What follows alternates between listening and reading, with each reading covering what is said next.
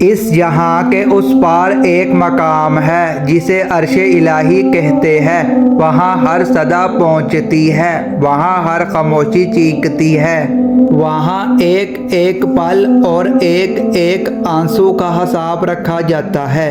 سنو، یہ وقت آزمائش کا ہے تمہارے صبر کی، تمہاری آنکھیں راتوں کو گیلی ہوں گی، دل ہزار بار ٹوٹے گا اور امتحان میں ڈالا جائے گا، لیکن یہ وقت بھی گزر جائے گا، مشکل بس تھوڑی سی باقی ہے، وہ مہربان رب تمہیں عنقریب خوش کر دے گا، کیونکہ اللہ جانتا ہے کہ تم نے کتنا صبر کیا ہے۔ جب آپ کی زندگی اس مقام پر ہو جہاں آپ کا دل رو رو کر اپنی تکلیفوں کا اظہار کر رہا ہو، لیکن اس کے بجائے اگر آپ اللہ کے فیصلے پر راضی ہو کر صبر کر لیتے ہیں تو اللہ تمام بند دروازے تم پر کھول دیتا ہے۔ جن راستوں سے اللہ تمہیں گزار رہا ہے، کیا پتہ وہ آخری کنارہ ہو اور معجزوں کا ذریعہ ہو۔